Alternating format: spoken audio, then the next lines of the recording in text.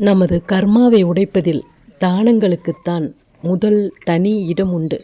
இந்த தானத்தை செய்தால் இந்த பலன் கிடைக்கும் அப்படின்னு சொன்னாலும் எல்லாராலும் எல்லா தானத்தையும் செய்ய இயலாது.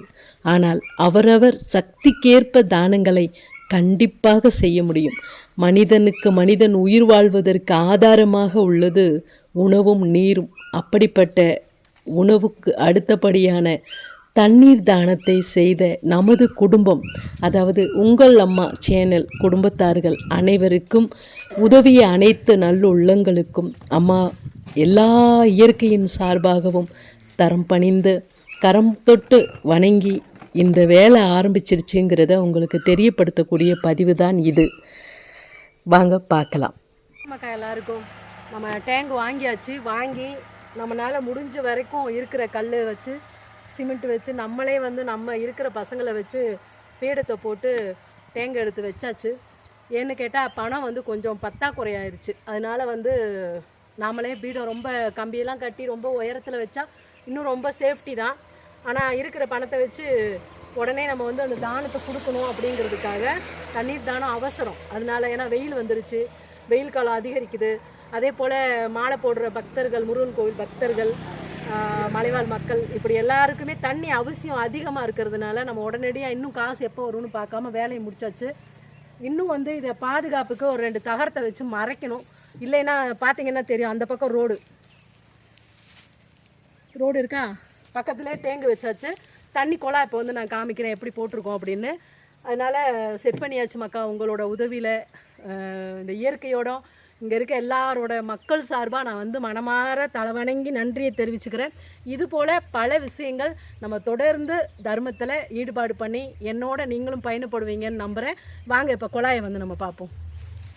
பைப்பு இங்கேருந்து வெளியில் போகிறதுக்கு தான் ரொம்ப செலவு, இல்லைன்னா ரொம்ப கம்மியாக இருந்திருக்கும். இங்கேருந்து பைப்பை வெளியில் கொண்டு போகிறதுக்கு கொஞ்சம் செலவு. அங்கேருந்து பார்த்திங்கன்னா அங்கே இருக்குது நம்மளுக்கு குழா, நம்ம மோட்ரு போட்டு குழா பதிச்சது அந்த மூலையில் இருக்குது. அங்கேருந்து இந்த நெட்டுக்கு பைப்பு பதிச்சு இப்போ இங்கேருந்து வெளியில் பைப்பு பதிக்கிறதுக்கு தான் செலவு கொஞ்சம் அதிகம்.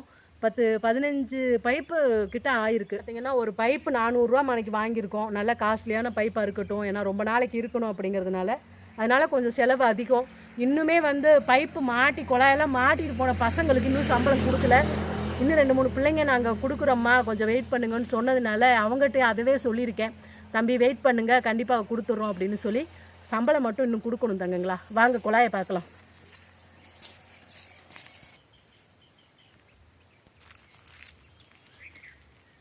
பக்கத்துலேயே நம்ம இந்த மாதிரி மதிலில் தான் பாதுகாப்பாக இங்கே வைக்க முடியும். ஏன்னா மற்ற இடத்துல குழா வைக்க முடியாது. இந்த இடத்துல அவங்களுக்கு இந்த மாதிரி குழா அமைப்பு கொடுத்துருக்கோம். இந்த பக்கம் ஆடு மாடு மேய்க்கிறவங்க, அதே போல் வேலைக்கு வர்றவங்க, நிறையா வெளியூர் வாகனங்கள்லேருந்து வரக்கூடிய நபர்கள், வேலப்பர் கோவிலுக்கே நடந்து போகக்கூடியவங்க, இந்த பக்கம் வேலைக்கு வரக்கூடியவங்க, முக்கியமாக பார்த்தவங்கன்னா இந்த பக்கம் சுற்றி பார்த்தீங்கன்னா ஃபுல்லாகவே காடு தான். எங்கேயுமே தண்ணிக்கு வழியே இல்லை. ஏன்னா மோட்டரோ இல்லை கிணறோ தண்ணி வாங்கி குடிக்க ஒரு வீடோ கடையோ எதுவுமே கிடையாது. அதனால் நீங்கள் எல்லாருமே இன்றைக்கி பண்ணியிருக்கக்கூடிய ஒரு சேவை, ஒரு தர்மம்ங்கிறது விலை மதிப்பில்லாத ஒன்று நீங்கள் பண்ணியிருக்கீங்க. இந்த மொத்தத்துக்கும் இதில் எத்தனை பேர் பயனடைகிறாங்களோ அது அத்தனையும் உங்களுக்கு மட்டுமே சேரும். ரொம்ப ரொம்ப ரொம்ப நன்றி.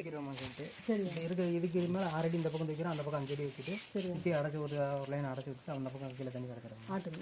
இந்த பக்கத்தில் ஒரு டோர் ஒன்று போட்டுருங்க. ஆட்டுங்க. மொத்தம் 722 அடி இருக்குமா மொத்தம்? சரியா.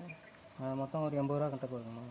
80,000 கட்ட போகுது. எல்லா பொருள் எல்லாம் சேர்த்து கூலி பொருள் எல்லாம் சேர்த்து. சரி, எது குறைக்க எதுனாலும் வாய்ப்பு இருக்குங்க? 10 டேங்க் போட்டுருக்கீங்க. சரி.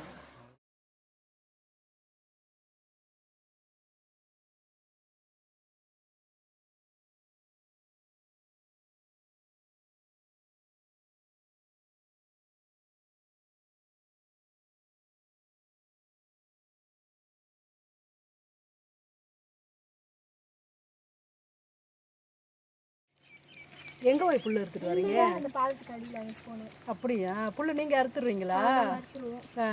வண்டியில் ஏற்றிட்டு போயிடுறதா? பின்னத்தில் வராங்க. சரி சரி சரி. பாரு, இந்த வயசில் புல் இருக்க வந்தீங்க. தண்ணி ரொம்ப சூப்பராக இருக்குது மக்கா. வர்ற மக்களுக்கு எல்லாத்துக்கும் வேப்ப மரத்தடியில் டேங்கு வச்சுருக்கேன். தண்ணி ரொம்ப ஜில்லுன்னு சூப்பராக வருது. மக்கள் எல்லாரும் இனிமேல் கவலை இல்லாமல் இங்கே வந்து தண்ணி சாப்பிடுவாங்க. ரொம்ப மகிழ்ச்சியாக இருக்குது. உதவி பண்ண நன்றி.